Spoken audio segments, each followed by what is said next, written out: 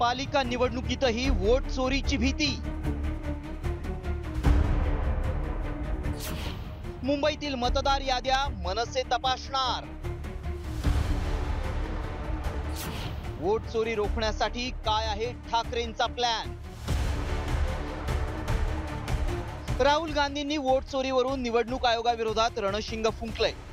गांधींपाठोपाठ राज ठाकरेंनी मतदार याद्यांमधल्या घोळावरून सरकारवर निशाणा साधलाय। येऊ घातलेल्या महापालिका निवडणुकीच्या पार्श्वभूमीवर मुंबई पालिकेतील मतदार याद्यांची पुनर्तपासणी आता आम्हीच करणार असल्याचं ठाकरेंनी ठणकावलंय। मी 16-17 पासून बोलतोय तेव्हा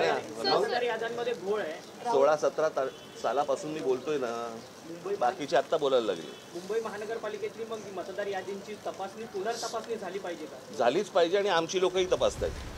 दरम्यान पदाधिकाऱ्यांच्या बैठकीत पालिका निवडणुकीच्या अनुषंगानं मतदार याद्या तपासण्यासाठी ठाकरेंनी कार्यकर्त्यांना नेमक्या काय सूचना दिल्यात पाहूयात। शहराध्यक्षांकडून वॉर्डानुसार मतदार याद्यांची तपासणी करा। मतदार याद्या तपासण्यासाठी वॉर्डात 2 कार्यकर्त्यांची नेमणूक करा। प्रत्येक वॉर्डात 110 जणांची एक टीम तयार करा।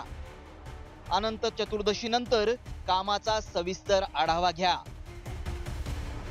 एकीकडे मनसे मतदार याद्यांच्या मुद्द्यावरून सक्रिय होत असताना दुसरीकडे मुख्यमंत्री देवेंद्र फडणवीसांनी मात्र गेल्या 25 वर्षांपासून मतदार याद्यांमध्ये दोष असल्याची कबुली दिली आहे। या 25 वर्षांमध्ये कॉम्प्रिहेन्सिव्ह रिव्हिजन न झाल्यामुळे मतदार याद्यांमध्ये दोष निर्माण झालेले आहेत, हे आपल्याला सगळ्यांना माहिती आहे।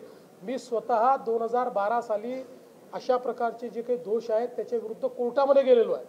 हायकोर्टात माझी पिटिशन आजही पेंडिंग आहे त्या संदर्भातली। मात्र याच्यावरचा उपाय मी त्यावेळेस मागणी हीच केली होती की कॉम्प्रिहेन्सिव्ह रिव्हिजन करा। आता निवडणूक आयोगाने कॉम्प्रिहेन्सिव्ह रिव्हिजन सुरू केलेलं आहे, तर त्यालाही हे विरोध करतात। हे अतिशय चुकीचं आहे, त्याला काय विरोध करता? ते रिव्हिजन झालं तरच याद्या योग्य होतील। मुख्यमंत्र्यांचं विधान पाहता 25 वर्षांपासून मतदार याद्यांची सर्वसमावेशक पुनर्तपासणी का करण्यात आली नाही? मनसेच्या मतदार याद्यांच्या तपासणीनंतर नेमकी काय माहिती समोर येणार?